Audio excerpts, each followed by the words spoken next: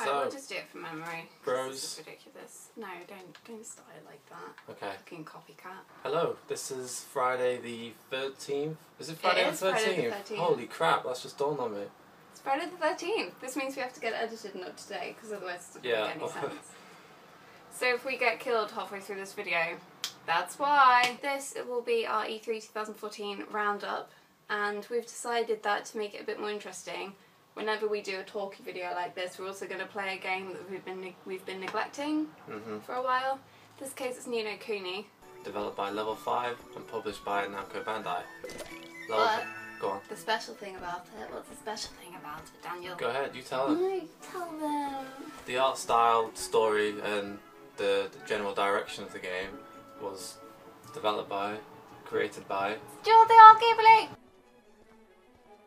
So, E3. Yeah. We'll take it just from the order all the conferences went on, so let's start with Microsoft. Microsoft had a pretty good conference this year. Lots better than last year, like ridiculously better than last year. There was nothing but games, which is great for Xbox fans, great for Microsoft people, so yeah. I think a lot of that's due to the new head honcho. Yeah, the one that, Phil Spencer. Yeah, the one that was like, yeah, we're going to start unbundling Connect. Which I was sad that they didn't really mention that at all. Yeah. Because it seemed like it just sucks for the people that got it early. And for the developers as well that are making games with Connect. It sucks more for the developers, definitely. Because they're banking on that doing well, aren't they? I liked Inside, that was my favourite. Yeah. That was my little gem in the Microsoft conference. Inside was your game of the conference, wasn't it? Well, yeah, that one. Yeah, from the makers of Limbo, which is something I really loved. Really, really loved that game. Yeah, so it looks like the same sort of thing, but slightly more colourful. Yeah. Which is weird, but when I say colourful, it doesn't mean rainbow bright kind of stuff like that. It's just a bit of red and a bit of like brown. It still has that atmosphere that was famous in Limbo, and that has to carry over, and through the trailer that we saw, it's definitely there. And like the run seems very much like Limbo Boy. Yeah. So it's exciting to see whether it's supposed to be the same person, just a bit older, because it's really difficult how it ends, isn't it, in Limbo? Because it just sort of keeps running, sort of finds her, and then it just is nothing, and you're at the start again. So it's an odd one. Sunset Overdrive was probably my favourite game of Microsoft's show. So yeah, Sunset Overdrive is a third-person shooter that's like a blend of like Tony Hawk's mixed with, I don't know, what else could you say? Yeah, like when I was watching it, well that's right, because he's got these like grappling hooks on the bottom of his shoes that you can use to just slide about everything.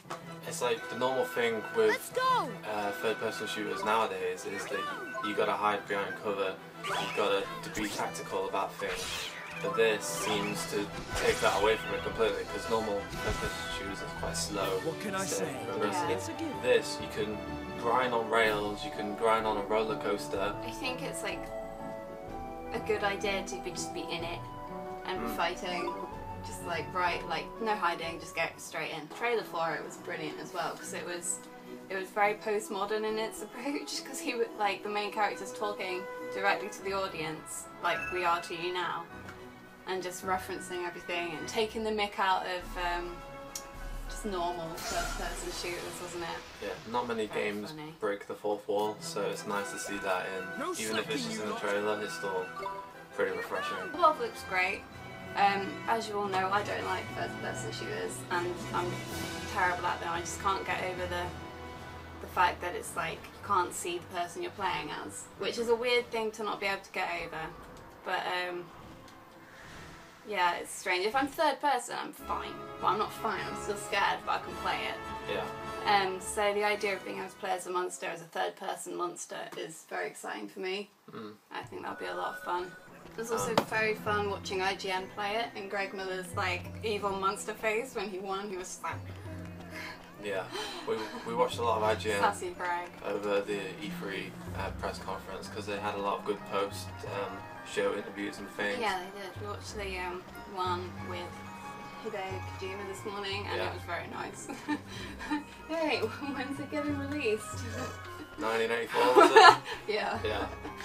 Time travel bitches. Such a tease. Metal Gear 5, The Phantom Pain, got a nice new trailer. Really going in Very depth, cool. really going towards the dark side if you prefer that kind of... Which you do, I think. Yeah, absolutely. The story looks insane. So basically it follows on from... Yeah, you play a little bit. The story follows on from Ground Zeroes, but at the end of Ground Zeroes... Huh? The bombs.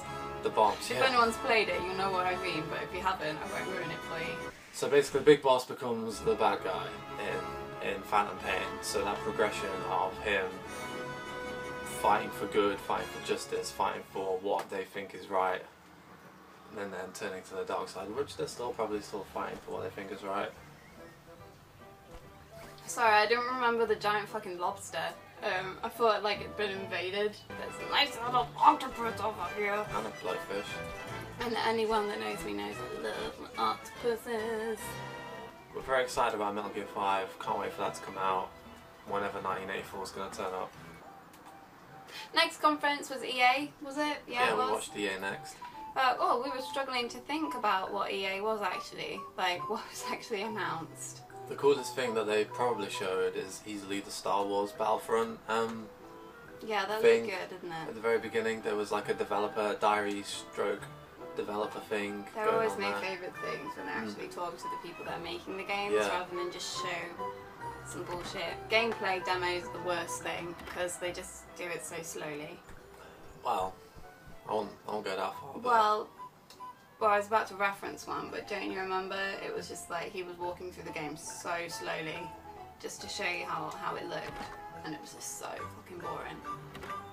It was, I'm not That gonna was- name any. oh, yeah. I'm not gonna name any games. But it's the one where he rips off the car door. EA showed off a couple of things, a That we load liked. of sports stuff, but it's not really on that scene. Well, I think if you don't enjoy real sports, it's going to be difficult for you to enjoy. Virtual sports. Yeah, it's weird. I guess Battlefield looked quite cool. The Cops and Robbers thing, I was quite interested in that. I'm sure they got voted like the worst company to work for like a couple of years in a Yeah, row. I can imagine. Years I back. had to do like a questionnaire thing. Someone from EA came into game, Mm. and they were like, "What do you know about games?" And I was like, "It's a bit broad." And then they were like, "Do you like EA?" And I was like, "I'm not really a fan of sports games, and the same old thing every year." Ha ha ha. So yeah, EA was genuinely sports focused as usual, but there Oh, was and some. Sims. Sims looked Yeah. funny, but you know, Sims to me is always going to be Look at Sims the 2. jellyfish. There's all the bits and bats that you have to go with it, you know. Yeah, All the- like I don't all the want to pay paywalls and such. £20 for an expansion pack every 6 months. No Yeah. thanks. I mean, you don't have to buy them, but Well, it's it so helps. expensive. Yeah. Okay, so next was Ubisoft. Oh, I was about to say Activision. Why am I saying Activision? Don't know. Ubisoft. Assassin's Creed was pretty good. The multiplayer element Yeah, of that. Assassin's Creed Unity looks pretty cool. Yeah, it does spice it up a bit, but it's nothing that we haven't really seen before. No, and like I'm sure I've spoken about it before. I just get so bored playing Assassin's Creed games. The combat's really like shitty. The snooping around's really boring.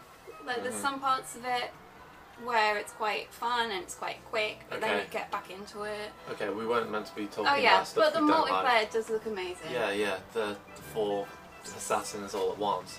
But then there was some controversy after Over- the Assassin's Creed trailer or gameplay, whatever you want to say, over the lack of They're not female allowed ladies. characters to play And as.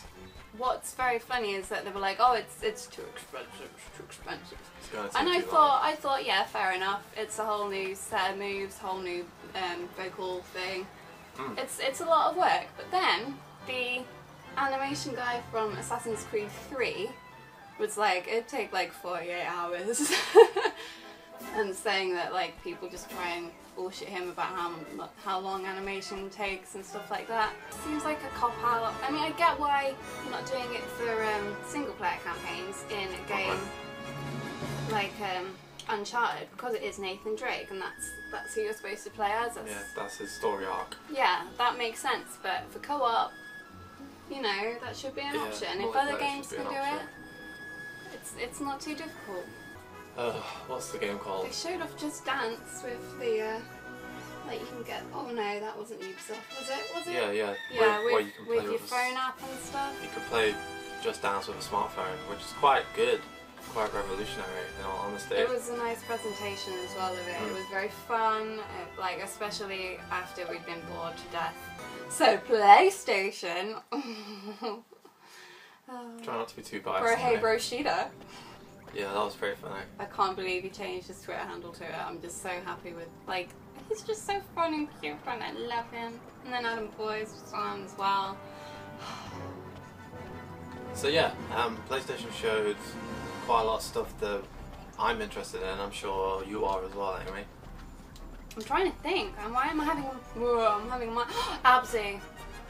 I fell in love. Yeah. From is it Matt Nava? Was he the lead art guy on Journey? I can't remember. Maybe not lead, but probably basically, yeah, one of the artists on Journey has founded his own like studio called Giant Squid. See, everyone loves my underwater stuff. That looks so beautiful.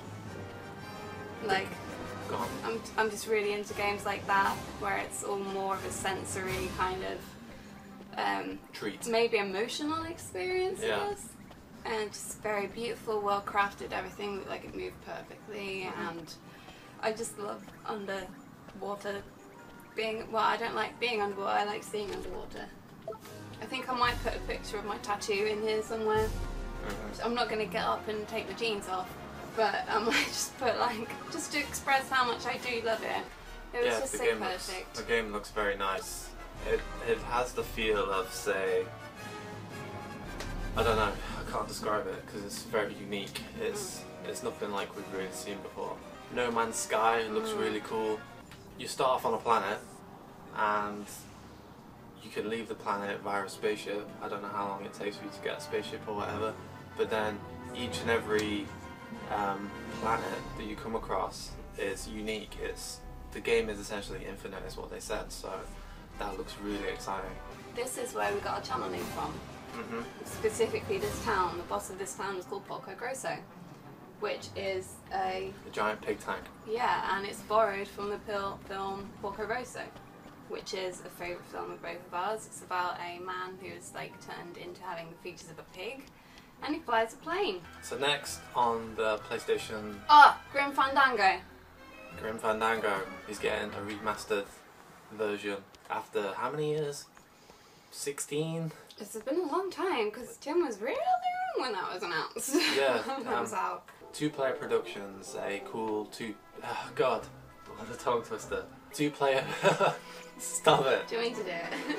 No, it's fine, I can do it. I can do it, alright? Okay, just do it. I'm telling myself that by looking at the camera. 2-player productions. Bastard. 2-player Player. Just do it yourself now. 2-player productions. 2-player productions have produced a cool documentary about 10 to 12 minutes that's available on Double Fine's YouTube channel and PlayStation's YouTube channel. Watch it on PlayStation's because you can go up to 1080p rather than like 240 or whatever it was. Whatever it was, it was ridiculous. So basically it's a retrospective of Grim Fandango and how it's Tim Schafer's one of all time, his favourite projects that he's worked on. Yeah, and Disney kind of owns it because of LucasArts developed it, or he was working for LucasArts at the time. It's so funny what he said. Yeah. So it was like, basically I own Grim Fandango in every way, but legally. Yeah. But legally and technically, I think he said. Yeah, so that was funny. That was really funny. Okay, so The Order 1886. Yeah. Looks pretty swell. Finally get to see who we're fighting against as well. Yeah, some weird werewolf, zombie stroke, mutant things. Yeah, it was pretty swell. Oh, Castaway Cove, yeah, this is easily one of the coolest places. So yeah, The Order 1886 got announced when the PlayStation 4 was announced, is that right? Back in February 2013. And then I think we saw another trailer after that, maybe at Gamescom was it? I can't remember. We saw something. And now we get some more gameplay, and the game is looking pretty nice, if you ask me. The gameplay was so, like, what they showed at E3 was so different from what we've seen before. because it was all just getting off a carriage, it was all outdoors, and then you saw the weapons they were using, and just like gazing off into the fog, you didn't see anyone attacking. It's all very steampunk, isn't it? The attire and, Yes. the weaponry and stuff, so it looks pretty cool. Entwined is the next game on my list, which is the, I don't know if it was students that made it. Yeah, it was, wasn't it? Yeah, they announced it. Which is pretty cool. Yeah. I think it's the idea, is it 2-player? Yeah. And then the like... I think you control 2 objects with both analog sticks, isn't it? Yeah. They basically come together, and if you do it correctly, they go into a phoenix, was it? Yeah, I believe so. So I don't know how long that is. It might just be a short game, but it looks amazing, and it's interesting to see them move and like be programmed like that and changing all the time. And then it's good use of both analog sticks, like you said. It's a different way to game, I think, and it's a nice little like footstep into it. Obviously, it's not like going to be the whole thing, but it's a nice little way to sort of introduce different ways to use the controller, because everyone's got a very standard way of doing things, so if you pass a controller to someone, they'll know instinctively what kind of thing they need to do. It's the same with Flower with the 6-axis, isn't it? Yeah. As soon as you tell somebody that you move it with the motion of the controller, it kind of just sinks in. It is nice to see new ways to use. Yeah, and that game is out now, isn't it? It got announced to be... I think so. It's out right now. Little Big Planet 3. I'm not sure if it's been developed by Media Molecule this time. So, but then again, like a lot of the handheld Little Big Planets weren't, and they were pretty good. So, new characters got announced in Little Big Planet as well. Odd Sock! Odd Sock, yeah, all kinds of like a flying parrot kind of thing. Yeah, it looks very sweet, doesn't it? If I ever cosplay, it'll be this or it'll be Kiki. Yeah. Yeah. I just like witches. Burst. I just like Ghibli witches. A really big announcement for PlayStation 4 fans is the PlayStation 4 exclusive game from Software. Oh yeah, Bloodborne. Bloodborne. Looks really cool.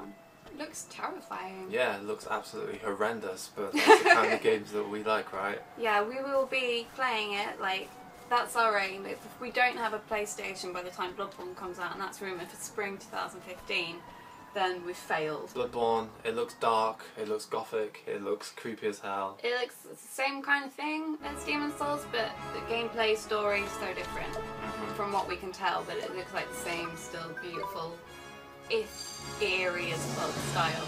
We've seen and read a few like articles, people who have seen the gameplay behind closed doors and things, and it's meant to handle similar to the Souls games that we're all used to, but a little faster, a little and more there's guns spontaneous. as well, Yeah. but not in a typical sense where it's like, oh, I'm gonna use my gun to do everything. They've said it's only useful in close range, rather than you can't just snipe things from everywhere. They're only useful. It's like the guns at the time period it's set in. And then probably finally from PlayStation, because we talked about it for a while, is Uncharted 4. The game only saw a little bit of the CG trailer, but Yeah, that kind of sucked. the Uncharted games are really fun to play. I mean, I haven't played any apart from I started playing the one that came out for the Vita, and that sucked. But I've been assured that the console ones don't suck. So yeah, Uncharted 4, very excited, no idea when that's coming out, but that was a nice reveal, stroke surprise. Hotline Miami 2, we got a bit more from that, but obviously we already knew that was coming out. It was just nice to be like, oh hey, we're still here, it's still going on. Which we didn't get for The Last Guardian. Nintendo, let's go. Okay, go ahead. Smash Bros. Smash Bros! Smash Bros looks insane.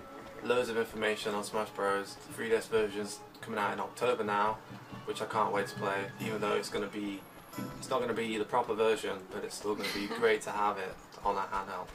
So you can play as your Miis as well now, which is quite cool. You can have 3 different kinds of Miis, one with like an arm gun like Samus, Mega Man, one with a sword like Link or Marth, and then one that's just a fighter like Little Mac and the gang. And finally got announced a few days ago was Pac-Man. Pac-Man's in it. Awesome. And Amiibos. Amiibos got announced. This ties in with Smash Bros. Shut your face. This time Amiibos got announced, and they're like, I'd say Sony's answer, Nintendo's answer to things like Skylanders and Disney Infinity, but with Nintendo characters. So I think a lot of people might get them, even if they don't have a Wii U, just because they're little figurines anyway. and they're cheaper than buying them from Japan. The idea is that you just touch it to this bit of your gamepad, and then it'll come in and help you on co-op for Smash Bros. Well, for Smash Bros. It'll just come into the thing and help you. It like remembers everything as well. You can train it up, so if you take it to, like, if you just use it again and again and again, it'll get better and better and better. They've also announced that it's going to be integrated with Mario Kart 8 somehow. We're not sure how. My theory? My theory is that in Mario Kart 8, you zap it in and then they'll just go on the back of your cart and it'll be like Double Dash. That would be pretty sick. But like, I just got so excited about the idea of the villager just catching items with his net and just throwing them off at other people, or the Wii Fit trainer being like, "Wah!" whenever it comes to you and just sending it off to like first place or something. That would be the craziest of crossovers. That would be amazing. Mental. So yeah, that's Amiibo coming out around Smash Bros time, so hopefully we'll see it before Christmas. Because if you do Nintendo, that's going to sell like hotcakes. So I'm going to be wanting them all. Yeah, so keep this pace up. So Mum, if you're listening. Or Dylan, if you're listening, tell Mum. Yeah, I want some Amiibo characters for Christmas, y'all. Captain Toad's Treasure Tracker looks amazing. Is it based off the little mini game levels? It's exactly the same as the mini game levels from... in 3D World. Yeah. And it looks so good, because he looks so cute. The levels in the 3D World Mario of Toad were really fun. So to be able to have more, essentially DLC, I imagine. I'm not sure how they're going to tag this on. Yeah, but I can't imagine him charging like 40 quid for it. No. At all. Hopefully it'll be like £10 to £15 game, and then that'll be kick-ass, because that's how just before Christmas as well. What else have Nintendo and... Oh, Splatoon! Yeah, Splatoon. Or Splatoony! Splatoon looks wicked. The premise is 4-on-4 third-person shooter, but instead of guns, you have paintball guns. Ink. Or ink guns, squares. yeah. You play as little squids that can change into little girls. So, see, everyone's totally on my wavelength with just loving the sea.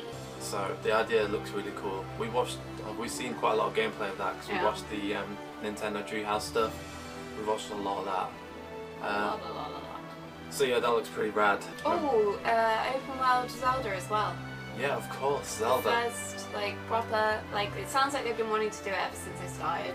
Yeah. Ever since Link's Awakening. It's just like limitations of the hardware. Yeah.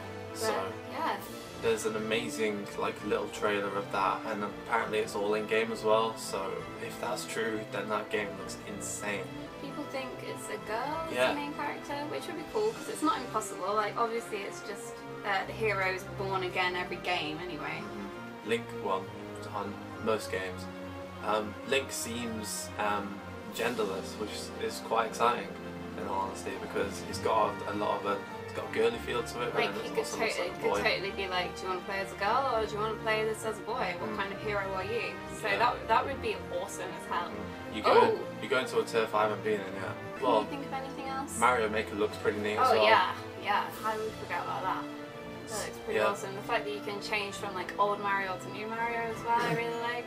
The premise of it is you create your own custom Mario levels, and you can make them as crazy as you want or as basic as you want, but like, it looks really fun. It looks really fun. I can't wait to get my hands on that. That's another 2015. So they're the things we're excited about from E3 2014. If you want to tell us what you're excited about, feel free. We always like to read comments. Just know we're not going to give a shit if it's Call of Duty. Chill out, honey. Ciao. Thanks for listening. Hope you enjoyed watching this as well as we were away.